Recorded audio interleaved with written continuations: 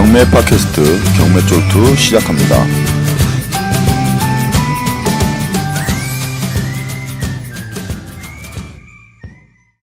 안녕하세요. 경매 쫄뚝하리입니다. 오늘은 경매 영어 두 번째 시간인데요. 그래서 오랜만에 완전체로 다시 합쳐서 대망님과 눈떠님을 모시고 완전체 좋습니다. 경매 용어에 대해서 공부하는 시간을 가져보도록 하겠습니다. 먼저 인사 한번 해볼게요. 안녕하세요, 대망님. 네, 안녕하세요. 안녕하세요, 대망님. 잘 지내셨어요? 저는 요즘 너무 바빠가지고 네. 정말 눈코 뜰 새 없이. 아, 그래요? 왜 그렇게 바쁘셨어요? 그 얘기 좀. 네. 돈 벌려고 그러는 거지. 아, 그래요? 다 끌어모으시는 거 아니에요? 그 정도는 아니고요. 일단 제가 사무실 오픈 준비를 좀 하느냐고 네. 그 인테리어 업자 선정하는 데 있어서 좀 고심을 했습니다. 또 누수도 좀 있고. 아, 그래요? 근데 누수 위층에서 또 안 고쳐준다고 해가지고 또 실갱이 한번 하고. 왜냐면 당연히 우리 경매하면서 항상 겪는 일이잖아요. 근데 누수를 안 고쳐준다고 완전히 그냥 막무가내로 나오더라고. 그래서 우리가 용납을 정중하게 못하네. 정중하게 욕은 안 했습니다. 정중하게 내가 정중하게 고쳐준다는, 부탁하셨어요? 부탁을 하니까 잘 들어주더라고요. 아, 그래서 그래요? 누수 마무리 됐고요.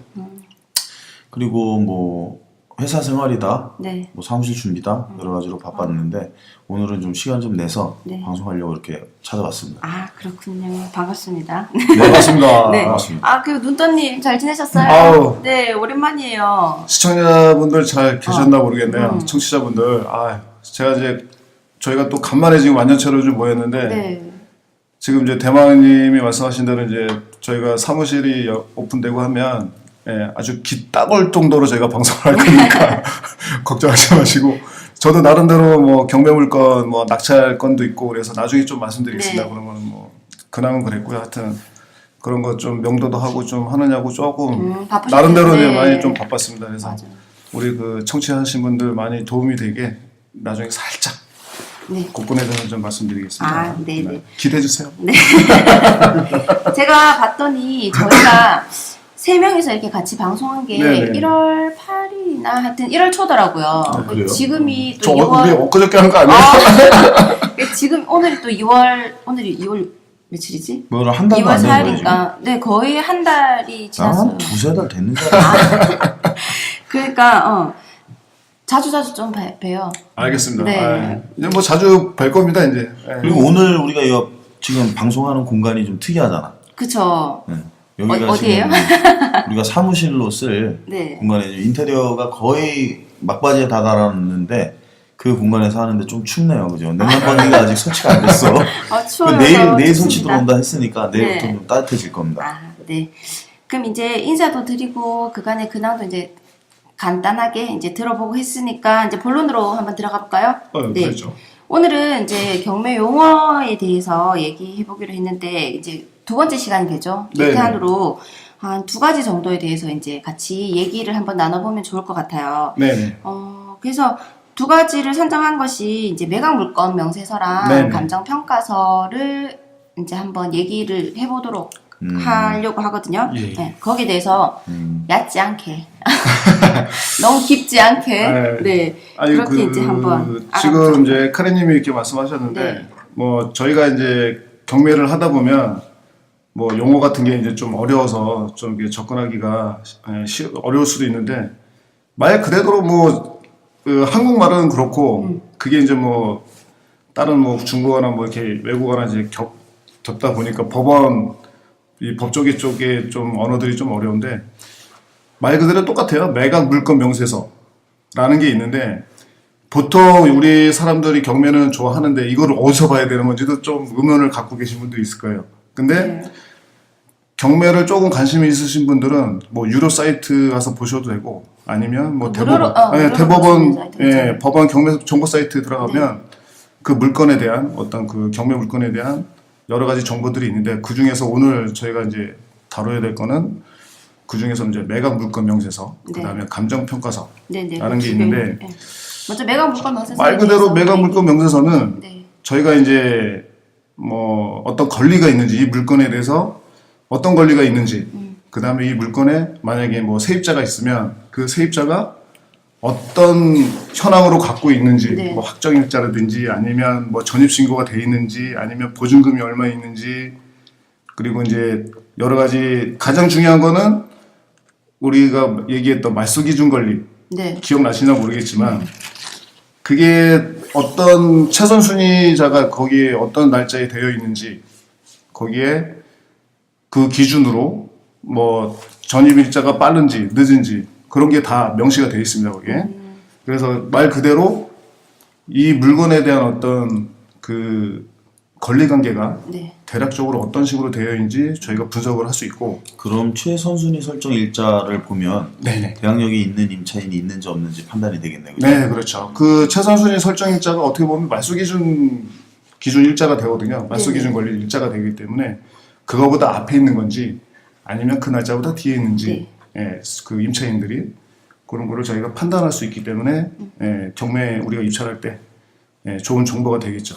그리고 뭐 배당 요구 종기라고, 뭐 배당 요구 종기는 말 그대로 돈을 돌려받을 수 있는 사람이 얼마를 돌려달라고 이날까지 이제 배당 요구를 하는 날짜거든요, 이게. 네네. 뭐 그런 것도 명시가 되어 있고, 그다음에 아까 좀 전에 말씀드렸던 뭐 점유자 정보라는 거는 뭐 임차인들이 어떤 현황으로 점유를 하고 있는지 현재 그런 어떤 간략하게 되어 있고, 가장 중요한 거는 그 매각물건 명세서에 보면 비고란이 있는데 네. 기본적인 사항들은 거기에 다 있는데 이 비고란에 말 그대로 비고란인데 내용은 되게 중요한 것들이 많이 우리가 놓치지 말아야 될 것들이 많이 들어가 있거든요, 여기. 그렇죠. 예, 뭐 특별 어떤 조건은 매각 조건이라든지 특별 매각 아니면 뭐 조건. 유치권이라든지 아니면 뭐 지상권이라든지 네. 여러 가지 그 물건에 대한 어떤 없어서는 안 될 것, 놓치지 조심해야 않을 될 것. 조심해야 될 것, 것들이 내용들이 다 있기 때문에 네. 요 매각 물건 명세서만이라도 좀 자세히 보신다면 네. 이 물건에 대한 어떤 권리면에서는 어느 정도는 파악이 될 거다. 네, 맞아요. 예. 경매 입찰을 하시려면 매각 물건 명세서를 안 보시고는 할 수가 없잖아요. 제가 봐도 입찰 뭐 경매를 하신 분들은 되게 궁금해할 거예요. 얘가 어떤 식으로 되어 있는지는 뭘 봐야 되잖아요. 어떤 그렇죠. 임차인이 그 물건에 대한 예, 정보가 그렇죠. 다 요약이 돼 있는 그런 내용이 있는 부분이라고 생각하면 될 것 같고, 대망님 한번 이렇게 정리해서 얘기해 주실 거 없으세요? 정리 지금 눈 떠. 아니 그러면 근데 이제 제가 유의사항 네네. 매각물건 명세서는 유료 경매 사이트에서 볼 수도 있고 네. 무료 경매 정보에서도 볼 수 있죠. 네네. 대법원의 그 경무원 네네. 정보에서도 정보 볼 수 사이트. 있는데 볼 수 있어요. 그 내용들을 우리가 꼭 확인을 해야 돼요. 음. 경매 입찰 전날도 그렇죠. 꼭 확인을 해야 되는데 대부분의 사람들이 실수하는 게 뭐냐면 경매를 입찰을 한다 하는 사람들은 대부분 유료 사이트 보거든요. 네. 저희도 뭐 마찬가지로 유료 사이트 보고 있지만 그럼 유료 사이트에 나와 있는 그 정보들은 어디서 가져온 걸까요? 대법원. 그렇죠. 대법원 거를 퍼다 날리기란 말이에요. 네. 거기 직원들이 퍼다 날르고 한다고. 그러면 거기에 있는 게 누락이 될 수도 있겠죠. 그렇죠. 그렇죠. 예를 들어서 유치권 신고가 네. 어쨌든 간에 경매 개시 결정 등기 이후에 유치권 신고가 들어왔든 전에 들어왔든 유치권이 걸려 있으면 일단은 피곤하죠. 더구나 피곤하죠. 초보자라면은 간담이 서늘할 수도 있고. 네. 근데 그런 권리 신고가 언제 되었는가에 대한 거. 왜냐하면 경매 정보 사이트, 유료 경매 정보 사이트에는 입찰 한 일주일 전에도 없었어. 그렇죠. 근데 입찰 당일날 가서 낙찰 받고 가보니까 유치권 점유 중이라고 크게 현수막이 붙어 있는 거야.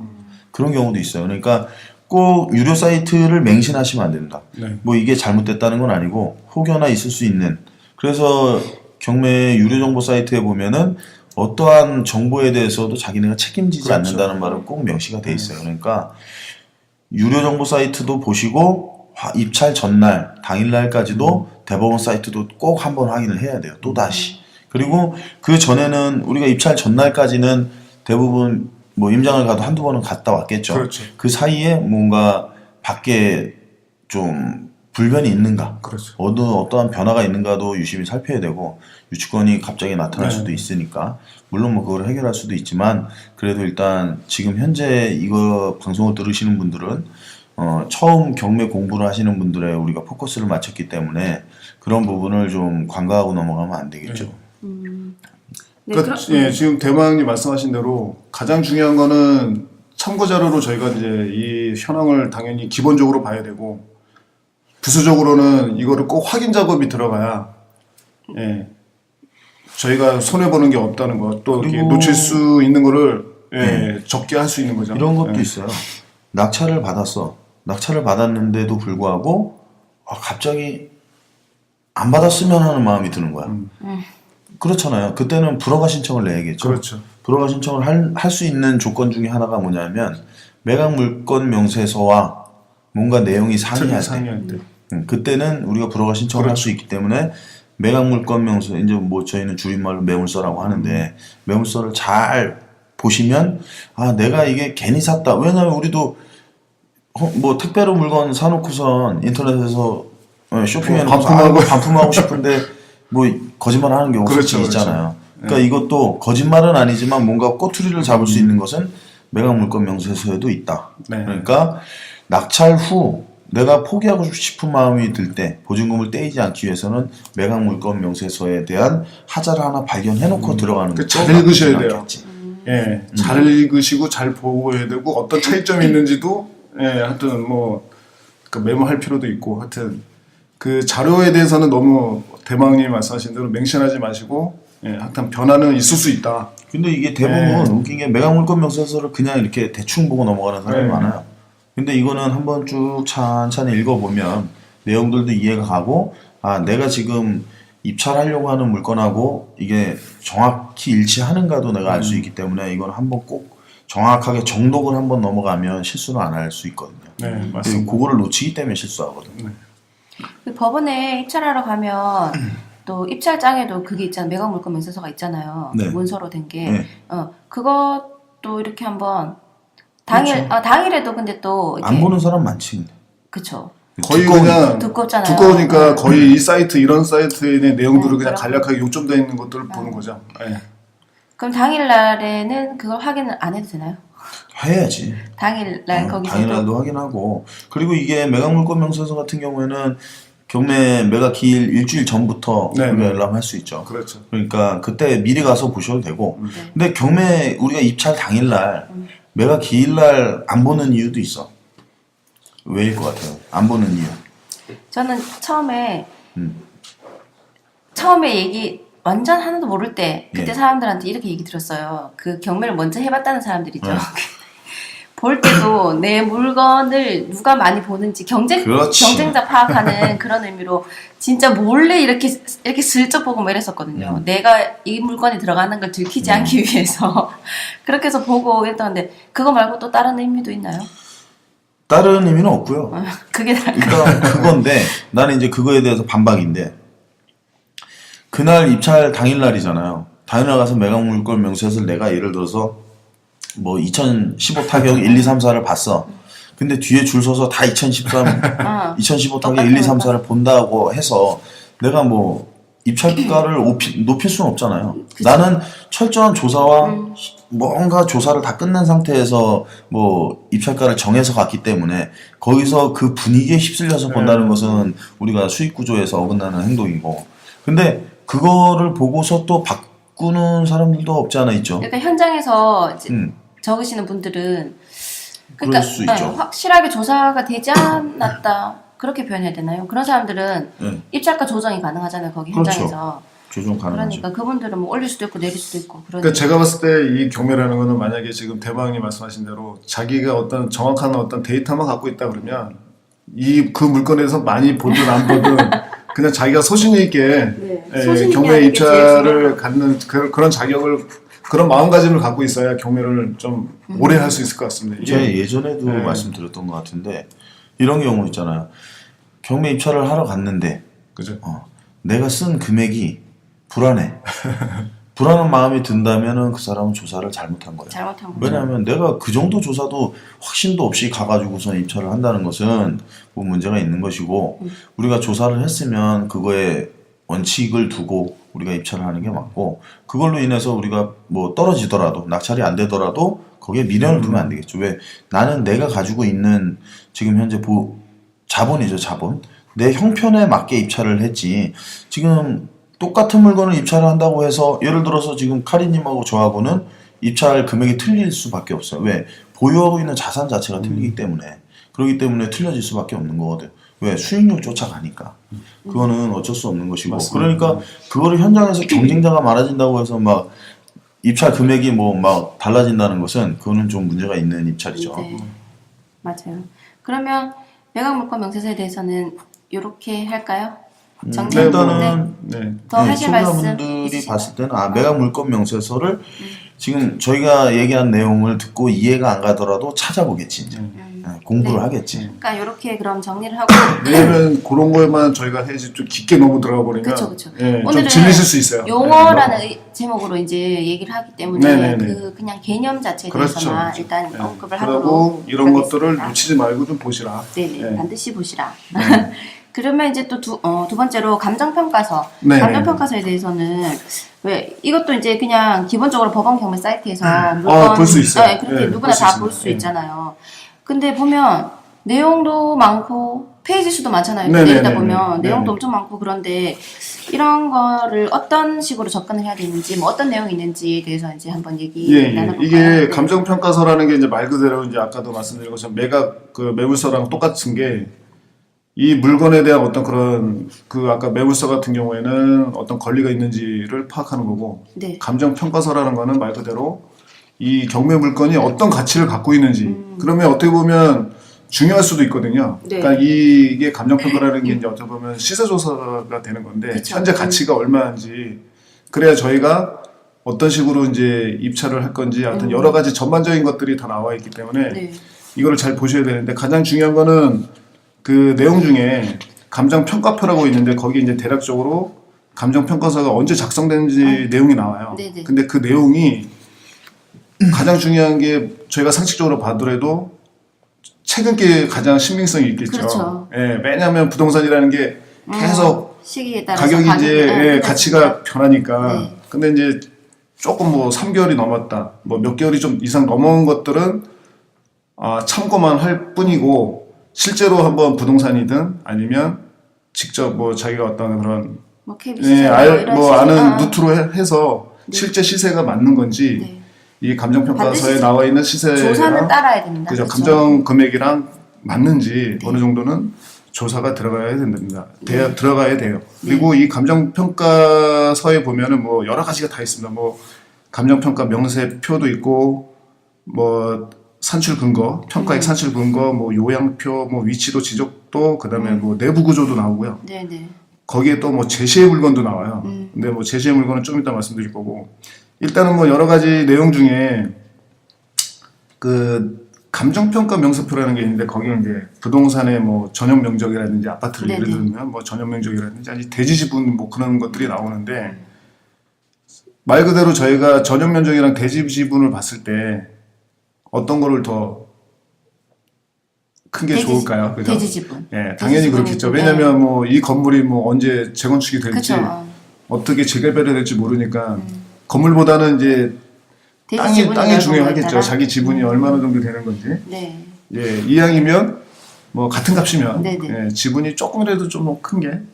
그러면 네, 뭐 낫겠죠. 재건축 지역이나 그런 쪽으로 입찰 하시려고 하시는 분들은 이제 요런 감정평가 명세표에 있는 뭐 대지 지분을 그렇죠, 그렇죠. 한번 더 좀 뭐 고려할 필요는 있는 거죠. 눈여겨서 예, 한 번 더 예, 보고 확인하시면 예, 좋을 것 같고. 그런 거 나타 그러면은 뭐 나중에 자기한테는 지분이 많이 떨어지니까. 그쵸, 득이니까. 예, 네. 이득이니까 네. 좀 많이 좀 고려할 필요가 있는 거죠. 예. 음, 그리고 뭐 나머지 평가의 산출 근거는 뭐 이런 거는 뭐 감정 평가사들이 네. 어떤 그 규정된 어떤 그런 근거에 따라서 이제 산출을 내는 거기 때문에 이거는 뭐 정해져 있는 거죠. 그런 계산 방법에 의해서 나오는 것들이니까 네.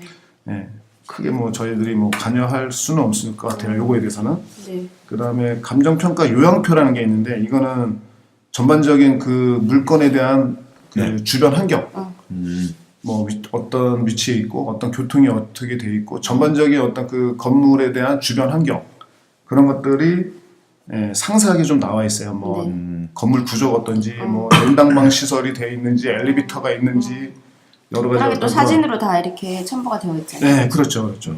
그리고 뭐 위치도 뭐 지적도도 나왔는데 마찬가지로 위치도 어떤 위치에 있는지 네. 뭐 주변에 무슨 뭐 좀 사람들이 꺼려하는 것들 있잖아요. 뭐 네. 그 뭐 화장터라든지 뭐가 있는 건지 이제 하여튼 혐오 그런 시설들. 예, 혐오 시설들이 있는지 없는지도 볼 수 있는 거고 지적도라는 거는 말 그대로 그 물건이 대인지 네. 지목이 뭔지 뭐 하여튼 여러 가지 그런 조건들이 있잖아요. 근데 이 물건이 어떤 용도로 되어 있는지 지적도에서는 이제 볼 수 있으니까 용도를. 네. 그 다음에 내부 구조 같은 경우에는 말 그대로 뭐 이 구조가 어떤 식으로 되어 있는지 뭐 향이 어떻게 되어 있는지를 볼 수가 있죠. 내부 구조로 해서. 그러니까 평면도. 뭐 향을 또 중요시하는 사람들은 또그 향도 볼 수 있으니까. 예. 그러니까 말 그대로 이제 이렇게 이제 대략적으로 정리를 하면 이렇게 되어 있는데 가장 또 요 감정평가서를 볼 때 좀 의문순위 되는 게 이제 제시의 물건이라고 되어 있는데 그 제시의 물건이라는 거는 말 그대로 건물을 예를 들어서 건물을 질 때 그냥 건물을 짓잖아요. 네. 근데 옆에 창고를 지고 싶어. 네. 근데 창고를 짓고 나면 얘네들이 신고를 해야 되잖아요. 합법적으로 하려면. 네네. 근데 그냥 요즘 사람들 뭐 우리 보통 사람들이 그냥 짓지 뭐 그걸 신고를 하겠습니까? 지금 거의 뭐 그냥 짓죠. 예, 그냥 물놀이 짓잖아요. 같은 거는 뭐 예. 그냥 짓지. 근데 이제 이게 감정평가서에 이게 감정이 돼 있으면 상관이 없는데 만약에 안 감정이 됐어요? 안 돼 있다 그러면 뭐 좀 논란의 소지가 있겠죠. 뭐 법정 네. 지상권을 따지든지 아니면 여러 가지 좀 문제 소지가 있으니까 제시의 물건도 좀 잘 생각해서 거기에 감정평가에 같이 포함이 되어 있는지 그거 확인을 한번 잘 보셔야 될 것 하시라고. 같습니다. 예. 뭐 대략적으로 감정평가서에 대한 내용은 대략적으로 제가 이렇게 말씀드릴 수 있겠습니다. 예. 그러면 뭐 이런 거 볼 때 뭐 조심해야 되거나 뭐 그런 거에 대해서 한번 얘기해 일단 주시겠어요? 감정평가서는 이제 특정 부동산의 경제 가치를 판정을 하고 이를 화폐액으로 표시하는 것을 이제 말하는 건데 대부분에 보면 이제 감정평가서에는 부동산의 소재지와 규모 그리고 감정평가 액수, 현재의 시세, 네. 채권 확보 방안 뭐 이런 내용들이 이제 있어요. 근데 감정평가서도 이제 또 저는 또 부정적이야. 맹신하지 마라 절대로. 왜냐면 감정평가사가 감정한 금액하고 법원에서 최저 입찰가로 정한 금액하고 틀릴 때가 있어요. 감정평가사가 정한 금액은 1억인데 그렇죠. 최초 시작가가 뭐 1억 1,000인 경우가 있어. 그런 경우는 이거 왜 이러지 하는 사람들 혹시 물건 검색하다 못 봤나요? 틀린 경우 있어요. 네, 있어요. 그 틀린 경우는 이거 왜 틀리지 하지 말고 이거는 법원에서 판사 마음이야. 판사님이 예를 들어 이럴 수 있잖아. 판사님이 A라는 아파트에 살고 있는데 그 A 아파트가 경매가 나왔어. 근데 감정평가사가 1억이라고 감정을 한 거야. 근데 그 판사님이 딱 보니까 여기 지금 1억 1,000에 거래되는데 1억 1,000 할 수도 있는 거거든요. 그거는 법원 재량입니다. 그러니까 틀리더라도 뭐 경매계에 전화해서 문의해도 되고. 그러면 그 그럴 부분이 어떤 경우는 감정평가 금액은 1억인데 이제 감정가는 1억 1,000으로 경매 진행이 된다는 거예요? 그렇죠. 그러니까 틀리는 경우가 있어요. 네. 그리고 또 한 가지 우리가 아까 감정 시점을 얘기했잖아요. 네. 경매라는 게 유찰이 자꾸 되고 변경이 되다 보면 1년 후에도 나오고 2년 후에도 나오는 경매 물건들이 있는데 지금 여기 강원도 원주도 마찬가지지만 보면은 막 순식간에 막 그렇죠, 변화가 그렇죠. 되고 막 6개월 차이로 막 뭐 1, 2차씩 왔다 갔다 하는 경우도 있어요. 근데 뭐 수도권이나 이런 곳은 더 심할 수도 있겠죠. 그러니까 그런 것도 한번 생각을 해보셔야 되고 그러면 기일이 많이 지난 물건에 대해서는 그때의 감정 시점의 가격과 현재의 감정 시점 그거를 파악을 한번 해봐야겠죠. 그렇죠. 네. 그러면 아주 거기서 중요한 시세 차익을 부분이네. 좀 노릴 수도 있고 네. 아니면 남들은 그 예전의 감정 시점에 준해가지고 입찰을 할 때 나는 현 감정 시점에 준해서 내가 입찰을 하면 낙찰률이 높을 거니까 그러니까 현실적이어야 돼요 경매는. 네. 그리고 예전에 있었던 일 이거는 좀 조심해야 될 건데 네. 감정평가사들이 사진 찍죠. 그렇죠. 사진 찍어서 올리잖아. 어떤 일이 있었냐면 그 상가 건물이에요. 상가 건물인데 상가가 이렇게 1층에 이제 좌우에 상가가 있고 중간에 복도가 있어요. 네. 이렇게 쭉 들어가면 그 안에도 상가야. 그렇죠. 근데 1층에 좌측에 있는 SK텔레콤이라는 게 있었어요. 핸드폰 가게지. 핸드폰 가게가 있었는데 그 통로를 들어가서 있는 건물인데 감정평가사는 정면에서 그 건물을 찍은 거지. 그러니까 잘안 나오네. 핸드폰 가게도 나오고 옆에 식당도 나왔어요. 그러면서 경매가 진행이 됐는데 실제로 임차인은 뭐뭐텔레콤인 그 핸드폰 가게를 운영하고 있는 임차인이 있는 거지. 그 상가가 나온 거예요. 그러니까 당연히 앞에 있는 그 핸드폰 가게인 줄 알고 입찰을 한 거야. 근데 낙찰받고 나서 보니까 그 복도 안으로 한참 들어가서 있는 안쪽이야. 뒤에 있는 핸드폰 가게였던 거야. 그러니까 이 사진만 갖고도 그냥 맹신을 하면 돼. 어떤 경우에는 정말 다른 건물 사진을 찍어 놓는 경우도 있어요. 왜냐하면 번지로 찾아가다 보면 헷갈릴 수 있거든. 우리도 살다 보니까 네. 실수할 수 있어요. 경매 물건 임장 가다 보면 헷갈릴 때 있잖아요. 네. 빌라 찾아가는데 옛날 빌라들은 맞아요. 번지로 찾아가다 보면 이 건물인지 저 건물인지 모른다고. 빨간 벽돌 다 또 빨간 벽돌이에요. 들어가는 입구가 막 이상한 데 돼 있는 데도 네, 있어요. 맞아요. 들어가는 입구가 어느 문을 열고 들어가야 그 안에 집이 또 있고 막 이런 경우도 있으니까 그런 부분을 좀 잘 보셔야 되고, 그리고 아까 눈떠님이 얘기했다시피 제시회. 제시회에 대해서, 제시회는 그냥 간단하게 생각하시면 돼요. 제시회가 포함이 됐는가 안 됐는가, 감정평가 금액에.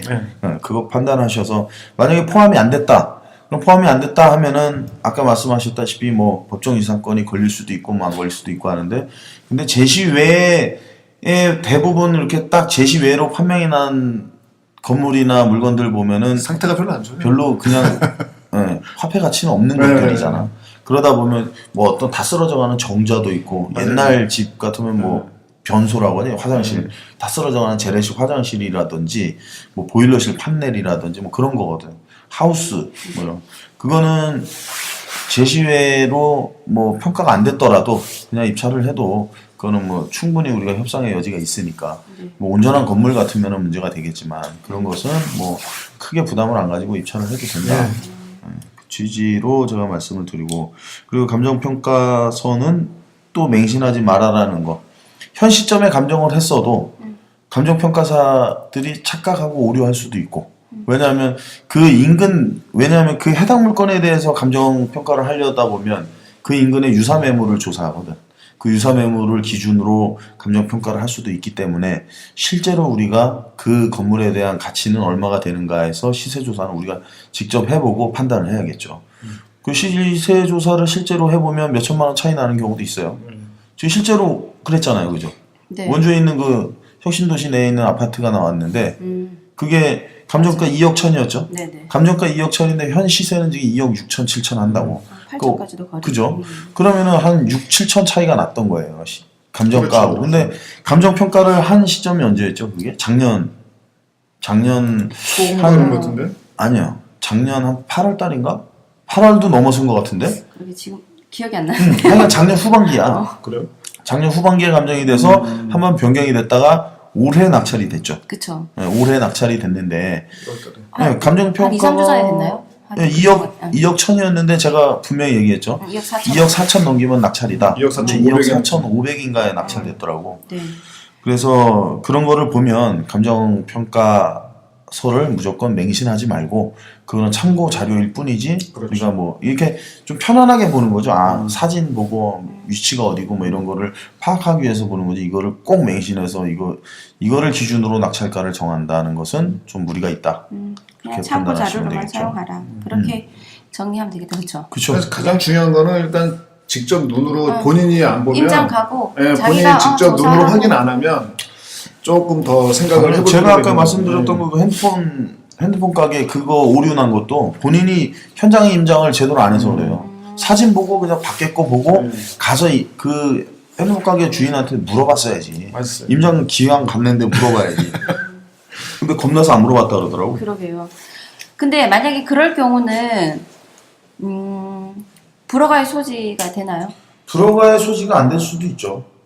왜냐면 그 사진을 내가 예전에 봤는데 그 정면 사진 찍어놓고, 왜냐면 건물이란 게 그렇잖아요. 정면 건물의 큰 사진을 정면이라는 보고, 식으로 얘기하면 되니까. 응, 그래놓고 안에 들어가서 그 해당 핸드폰 가게를 찍어놨어요. 그러니까 그거는 뭐 보는 따져볼 사람이 여지가 없을 어떻게 수도 보면 근데 실수일 이제 수도 있는 거죠. 그 낙찰자 입찰한 사람이 입찰자 잘못이죠. 아까 얘기했다시피 뭐 매물서나 이런 데서 뭔가 하자를 찾을 수도 있고 송달의 하자를 찾을 수도 네. 있지. 그런 걸로 인해서 뭐 매각 불허가는 신청할 수 있어도 그 사진상에 난 사진을 잘못 봤는데요, 이래가지고는 뭐 거의 불가능하지 않나. 네. 그럼 이렇게 공부하면 될 것 같은데요. 이거 뭐 그럼 아까 처음에 말씀하셨잖아요. 네네. 뭐 요즘 낙찰, 네네. 낙찰 소식. 네. 네. 저 낙찰 받는 게 지금 잘 진행돼서 네. 뭐 명도도 끝났고. 명도 끝났어요? 아, 예, 끝났어요. 임차인. 네, 또 들어왔나요? 지금 이제 임차인도 들어왔어요. 아, 그렇구나. 예, 빨리 네. 진행된 거 아니에요? 잠깐만 그게 잔금 친 게 저번 주 목요일 아니에요? 그 28일? 그러니까 1월 28일? 지난주 근데 벌써 목요일 같은 임차인 그럼요. 정해졌나요? 아, 예. 비법 제가 있으신 거 아니에요? 뭐 급한 건 아니고 뭐 네. 예, 비법은 뭐 나중에 말씀드릴게요. 하여튼 운이 좋았던 거죠, 뭐. 그래요? 네. 네. 그러면 그거에 대해서 그냥 간단하게 좀 얘기 한번 해주세요. 어떻게 됐는지. 그게 수익이나 뭐 이런 거. 수익률을 아마 수익률? 초보 궁금해할 건데 그쵸? 이게 참 애매해. 수익률을 얘기하면 또 뭐 이렇게 애청자분들이 또 쟤는 뭐 잘난 척하는 거 아니야 이러는데 그게 아니고 왜냐하면 경매라는 게 어떤 구조로 수익이 나는가에 대해서는 한 번쯤을 짚고 넘어갈 필요도 있고 네, 맞아요. 왜냐하면 우리는 뭐 큰 물건에 투자하고 이런 게 아니라 이번에는 완전 소액이었죠. 그렇죠. 네, 조만한 소액? 물건이었으니까 소액 주거용인가요? 그냥 재미삼아 투자였거든. 재미삼아. 소액이고 근데 이렇게도 재밌다. 이런 물건도 재밌네라고 저희가 이제 많이 느낀 게 네. 비용이 많이 안 들어가니까. 그래요? 그리고 금액을 그러면 네네. 그럼 이게 공개하세요. 얘기해줘봐요. 이렇게만 얘기해. 이렇게까지 얘기했는데 뭐 안 하셔. 이렇게까지. 아니 그냥 뭘 알으시려고 그래요 자꾸. 네? 아니 이렇게까지만 얘기해. 얼마에 낙찰 받았고 어떻게 해서 실제 투자금이 얼마 들어갔고 월세를 받는데 얼마 이자 내고 남는다. 얼마가 남는지 그런 거만 그 정도까지만. 네. 그 시세차익 뭐 이런 거 네, 그거 다 하지 얘기해달라고 뭐. 안 할게요. 그거 다 얘기한 건데. 그 정도는 좀 얘기해줘요. 푸세요. 입찰 가격도 말씀드려요 다? 잠깐 이거 비밀인데 나.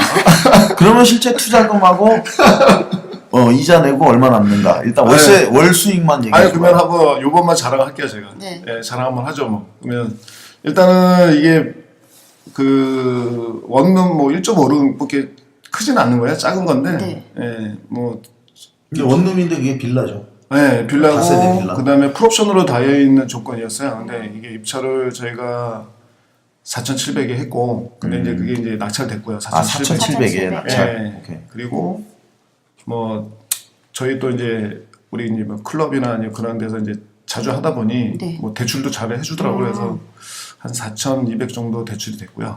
대출을 많이 4,700이 받아서 받았네.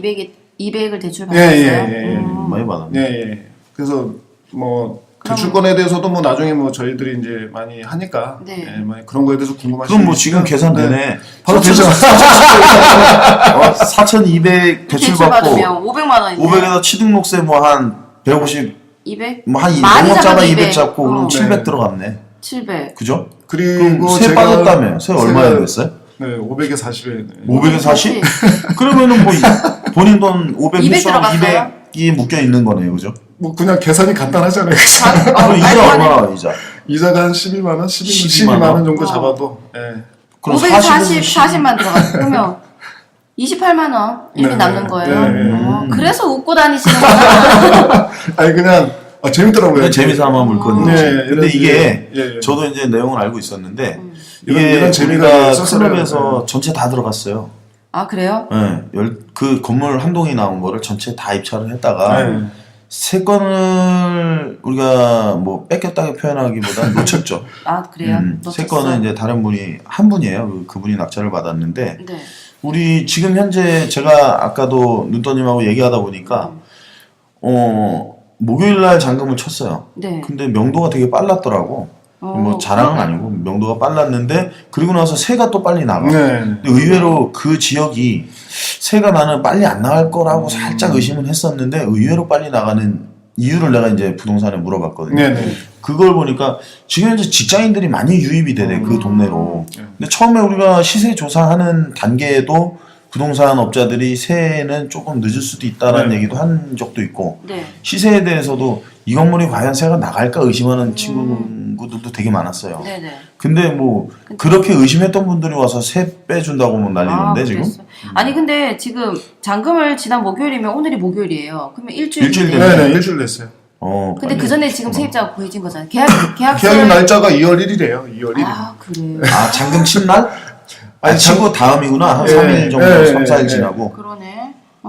아니 그러면 지금 눈떠님 거만 이렇게 진행이 된 거예요? 아니요, 거기에 이제 지금 아까 대왕님이 말씀하신 대로 지금 다른 분도 두 분 더? 다른 분 그렇죠. 정도 이제 더 그러니까 아, 저 세가 포함해서 계약이 다 벌써 저 포함해서 된 이제 세 거예요? 개가 이제 아, 예. 그렇구나. 우리가 토탈 9개 받은 중에서 그럼 3개가 진행이 됐고 6개가 남아 있는데 거기서 6개도 이제 더 진행이 될 여지가 많죠. 그래요. 그러니까 명도가 안 끝나는 뭐 2군데 정도뿐이 안 끝났고 나머지는 지금 이제 세입자 지금 입사인 준비하고 교육이구나. 있어요. 예, 예. 아, 빨리빨리 진행이 되네요. 근데 뭐 네. 거기 근데 그거 뭐예요? 내가 지금 물난리가 났다면서. 네 그거 얘기해야 되나? 그 아까 그 못 받은 그 3분 중 우리가 3개 놓친 것 중에 하나. 이게 거기서 이제 우리 클럽에서 9개를 받았고 네. 그냥 일반인이 3개를 받았는데 그 2층에서 네. 2층에서 그 동파된 거야, 동파. 동파? 네, 동파돼가지고 완전히 우리가 받아놓은 그 1층으로 물이 다 쏟아져 내려서 네. 물난리가 난 거예요. 어. 내가 그 명도 끝내러 간 날이에요. 하필이면 제가 간 날이야. 네. 그래서 이제 거기 뭐 누수공사 뭐 이런 거 지시하고 제가 와서 누수는 이제 잡은 상태인데 지금 그쪽에서 물이 새는 바람에 우리 측에서 받아놓은 피해가 물건이 있겠다, 그쵸? 피해죠. 강한 마루인데 마루가 다 뜯겼어. 어. 막 타일도 이 얼어가지고 물이 들어가서 얼어버리니까 이게 내밀어가지고 타일이 막 파손이 됐더라고. 그리고 뭐 벽지 다 곰팡이 피고. 그래. 아니, 그런데 누수가 왜 누수가 됐어요? 처음에 그게 이제 이거는 뭐 심증이죠. 그냥 추측. 그 제가 이렇게 보니까 그게 전대차였더만. 전대차인데 이제 합법적인 전대차는 아니었고 네. 임차인이 그냥 본인 의지대로 그냥 전차를 했는데 그 전차인이 뭔가 속이 상했는지 내 생각이에요. 네네. 뭔가 속이 상했는지 영하가 한 15도 되는 때였어. 그때 제일 추울 때, 지금. 제일 최고 추운 날 보일러실 문을 활짝 열어놓고 보일러 끄고 가버린 거야. 어디로 갔는지 모르겠지만 그러고 나니 당연히 터지지. 보일러 터지고 난방수 배관 다 터지고 물이 들어있는 상태로 이제 이건 물이 얼면 어떻게 돼요? 부피가 물이 얼면 부피가 늘어나잖아 당연히. 그러면 터지죠. 배관 안에 있던 물이 늘어나니 배관이 파열될 수밖에 없지. 그 상태에서 물이 새버리니까 완전히 건물이 울고 있어. 건물이 울어 막. 그래서 이제 그거 잡고서 지금 보일러 켜가지고 말리고 있는 중인데 그것도 뭐 조만간 다 마무리 잘 될 것 같아요. 아니, 비용적인 측면은 그럼 어떻게 돼요? 비용적인 측면은 일단 뭐 2층 낙찰자가 해결을 해줘야겠죠. 그럼 이제 그런 거 다 조율이 되신 거예요? 아직 조율 중이에요. 조율 중이에요? 중인데 뭐 또 저희도 뭐 너무 야박하게 그러진 않을 거고 어차피 같이 경매하는 사람 입장에서 뭐 어느 정도 조율해서 근데 그렇다고 또 완전히 뭐 안 할 수는 없잖아. 청구는 해서 우리가 왜냐하면 우리 입장에서는 어떻게 보면 냉정하게 따진다면은 그 물건에 바로 임대가 나갈 수도 있었거든. 그날 집 보러 온다 했었어요. 원래. 그래요? 집 보러 온 날인데 내 집을 안 보여줬지. 왜? 누수가 돼서 된 그렇게 있는데 상태인데. 보여줄 수가 그러게. 없잖아. 그렇게 된 상태인데 일단은 뭐 잘 마무리를 해야죠. 이게 그럼 그 건물이 몇 년식 건물이에요? 이게 이게 13년도 13년도. 그러니까 건물도 안 새 된 거죠. 거예요. 근데 그러면 진짜 고의성이 좀 있다, 그쵸? 제가 판단하기는 그렇지만 또 또 그렇게 이렇게 얘기할 순 없으니. 얘기는 할 수 있어요. 고의성이 있다고. 얘기는 할 수 있지. 왜 얘기를 못해? 아니, 근데 지금 저희가 녹음할 때마다 누수 그러니까- 얘기가 계속 나와. 맞아요. 지금 저 아니, 사람들은 누수되는 물건만 찾아다니나 이러는데. 그건 아니고요. 근데 이제 웬만한 누수는 그러니까 저희는 이제 그런 걱정되지도 거니까 않겠다, 그쵸? 다 해결할 수 누수에 있는 관련돼서는 이제 제가 가면 거의 마무리가 되는 분위기. 참, 그러면 그 전에 왜 누수되는 건 또 있었잖아요. 어디요? 이번에 받으신 거 말고 그 전에 전 거. 네, 그 전에 또 그거는- 한번 얘기하셨던 거 그거는 지금 현재 우리가 누수 돼가지고 피해를 입은 거를 다 이제 우리가 복구를 했어요. 네. 복구를 해서 이제 새까지 났어. 색깔이 새까지 났는데 그 위층에서 받은 거기도 경매를 받은 사람이야. 그 거기도 위층도? 우리가 단체에 입찰을 했는데 4개를 놓쳤거든. 근데 그럼 또 다른 그 중에 딴 사람이야. 또 그 집이 터지는 거예요? 그 집이 또 누수가 됐는데 이 양반이 이제 그 누수 우리가 복구한 비용 피해 보상을 안 해주는 거지. 그래서 지금 소송 준비 중에 있습니다. 그래요? 네. 뭐 못 준다고 하니 법적으로 가는 수밖에 없죠. 왜냐하면 우리 좋게 얘기했거든. 우리가 실제로 피해 입은 금액은 상당해요. 한 300만 원이 넘어요. 네. 근데 우리가 이래저래 해서 좀 업자 저렴한 사람 부르고 해가지고 저렴하게 진행했는데 그 좀 저렴한 금액을 달라고 했는데 그것도 못 주겠다고 하니 뭐 법으로 가는 수밖에 없죠. 그렇구나. 근데 이 누수 관련해서는 뭐 지금 들으시는 애청자분들도 한번 찾아보시면 알겠지만 누수는 무조건 2층이야. 위층에서 새는 샌 위층에서 물어줘야 되는 그럼요. 거예요. 원인을 확인해서. 근데 뭐 이럴 수는 있죠. 뭐 예를 들어서 옥상에서부터 새 내려온 게 샜다. 그러면은 그건 문제가 틀리지만 어떠한 부분에서 파열이 돼서 그게 샜고 뭐 수리업자가 와서 그걸 완벽하게 고친 후 안 샌다. 그리고 그 수리업자들이 보면 탐지 가지고 탐지하잖아요. 네. 그래서 엄연하게 수리를 했는데도 불구하고 못 주겠다고 나오면은 그거는 좀 상식 밖의 행동이지. 그러니까 제가 장담컨대 그 물건을 낙찰받은 사람은 차후에 경매를 못 합니다. 어떤 거 누수되는지. 위층. 왜냐하면 그 정도의 배포 없이. 왜냐하면 그거를 잘 따져야지, 손익관계를. 그쵸. 우리가 법적으로 갔을 때 누가 피해를 더 보는가는 본인이 판단을 빨리 해야지. 그러니까 이런 부분에 대해서 걱정돼가지고 그러니까는 지금 말씀하신 대박님 말씀하신 대로 경매에 이제 두려운 거죠 이제. 예, 어떤 일이 어떻게 벌어질지 모르니까 맞아. 또 자기 돈이 얼마나 들어갈지 모르니까 이제 두려운 그러니까 건데. 이 누수는 네. 계획이 없던 거잖아요. 그러니까는 처음에 계획이 시하면 범죄지. 아니 그게 아니라 그분이 이 물건의 낙찰을 받을 때 누수가 될 거라고는 예상을 안 했을 거잖아. 당연히 예상을 안 했기 그러니까 때문에 예상 불축의 밖에- 손해가 있는 거지. 그러니까 생각 외에 이제 상황이 생겼으니까. 그러니까 이게 경매라는 경매에 거는 대해서 예, 모를 경매라는 수도 거는 있겠다. 어떤 일이 어떻게 일어날지 모르니까 아까 대망님 말씀하신 대로 그거를 이제 대범하게 자기가 좀 그렇죠. 받아들일 받아들일 때는 준비가 받아들여야 되는 게 맞는 거라고 그래서 생각을 해요. 부정하려고 그래야 하면. 이게 꾸준히 이게 경매를 하는 그래서 거지. 제가 교육생들한테 교육할 때도 보면 이런 얘기를 가끔씩 해요. 우리는 경매로 사는 물건을 금방 지어진 새 건물을 사는 게 아니잖아요. 네, 그렇죠. 물론 새 건물일 때도 있겠지만 노후가 된 물건들이 많단 말이에요. 그러면 쉽게 생각해서 중고야. 그쵸. 그죠? 근데 우리가 인터넷상에서 뭔가 중고 물건을 샀어. 중고 물건 샀을 때 어떠한 일이 있어요? 하자가 있을 수도 있잖아요. 그러면 부동산도 마찬가지 중고를 사면 하자가 있을 수 있겠지. 누수가 있을 수도 있고, 아니면 뭐 바닥이 깨져 있을 수도 있고, 문이 없을 수도 있고. 그렇죠. 어떨 때는 제가 산 집에는 변기가 없어, 가니까. 왜 그런지 모르겠어요. 변기가 없어. 변기만 뜯어가나요? 뭘 뜯어간 건지, 아니면 부셔져가지고 빼놓은 건지는 모르겠지만. 네, 어떤 데 가면은 뭐 싱크대가 없고, 정말이에요, 이거는. 아파트인데 싱크대가 없어. 다 부서져가지고 다 떼버린 거. 싸우면서 부신 것 같기도 하고.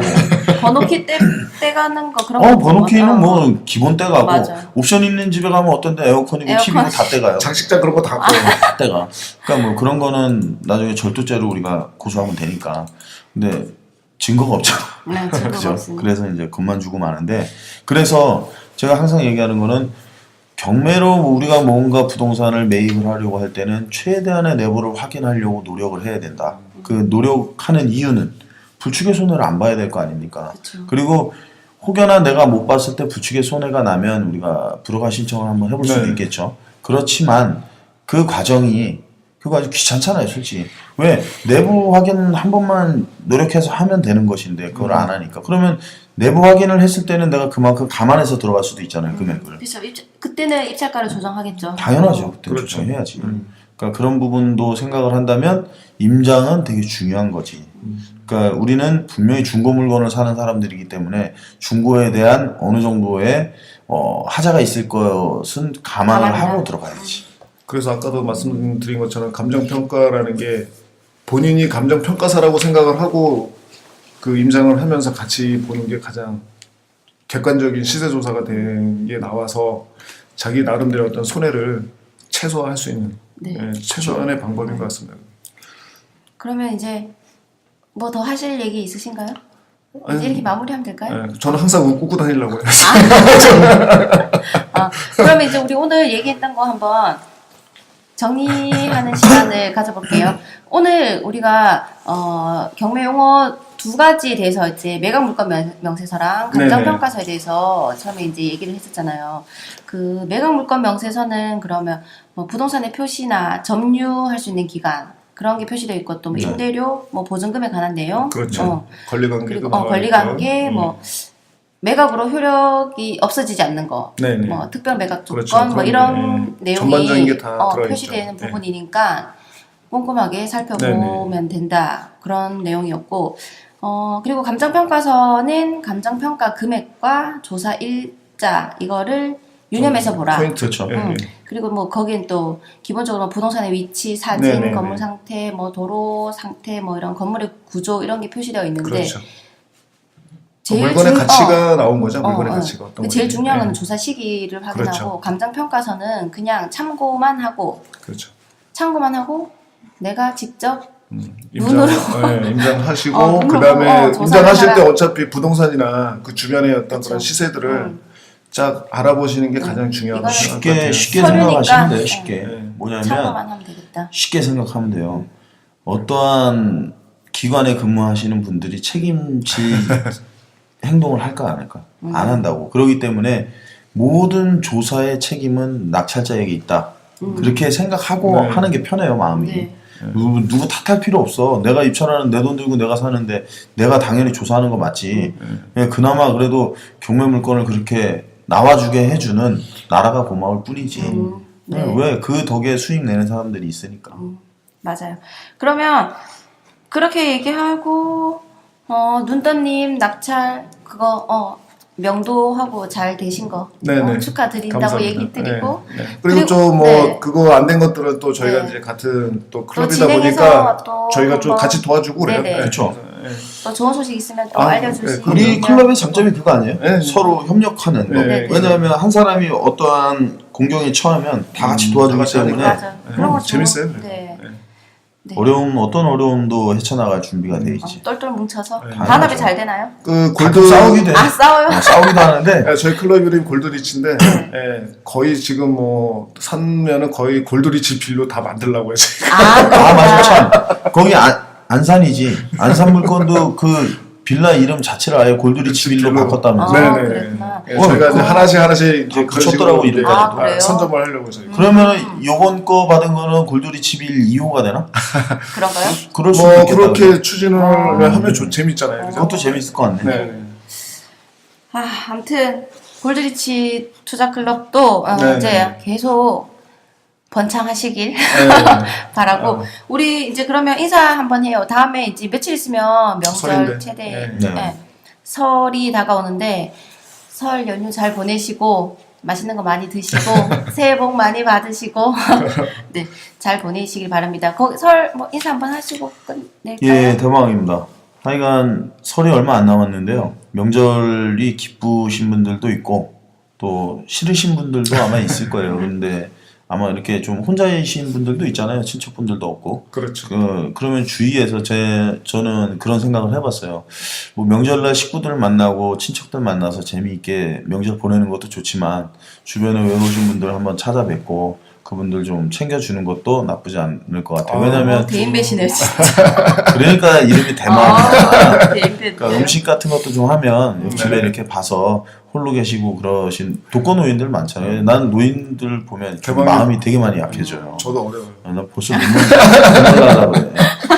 그러니까 그 눈떠님도 내가 그 전 한 접시 택배로 보내줄게. 그 옆에 계신 분들 좀 감사합니다. 잘 챙기시고요. 네. 즐거운 명절 보내시고 음식도 이렇게 너무 과하게 드셔서 또 탈나시는 일 없도록. 그리고 참 요즘 뭐 A형 독감이 유행이라면서요? 그쵸 뭐 그 독감 유행인데. 걸리면 격리 조치던데 네. 명절날 격리 당하지 말고 손발 깨끗이 씻고 개인 위생 관리에 철저하면 아마 그런 일 없을 겁니다. 네. 명절 즐겁게 잘 보내시기 바랍니다. 아이고 대박님이 뭐 할 얘기 좋은 얘기 다 하셨는데 저는 이제 하여튼 장거리나 아니면 단거리나 하여튼 그 명절 때 다니실 때 교통 맞아요. 맞아요. 교통사고 유의하시고 졸음운전 조심해야지. 특히 맞아. 뭐 졸음운전 같은 거 있으면은 꼭 중간중간에 쉬셔가지고 거기 쉬다 보면 뭐 땅도 보이고 뭐 어떤 물건들 많이 보이잖아요. 뭐 풍수 또 뭐 구경도 할 겸 뭐 너무 조급하게 다니지 마시고 그냥 편안한 마음으로 즐거운 마음으로 고향 다녀오셨으면 좋겠습니다. 하여튼 건강한 모습으로 저희 다음 방송 또 들어주셨으면 좋겠습니다. 다 건강한 모습으로 네, 건강한 목소리로 네. 감사합니다. 눈떼였습니다. 네. 그럼 우리 정식으로 떡국 드시고 한 살 더 먹고 성인이 그럼요. 돼서 다시 만나는 걸로. 네, 감사합니다. 네네. 네. 이상 경매 쫄투였습니다. 다들 새해 복 많이 받으세요. 새해 복 많이 받으십시오. 감사합니다. 감사합니다.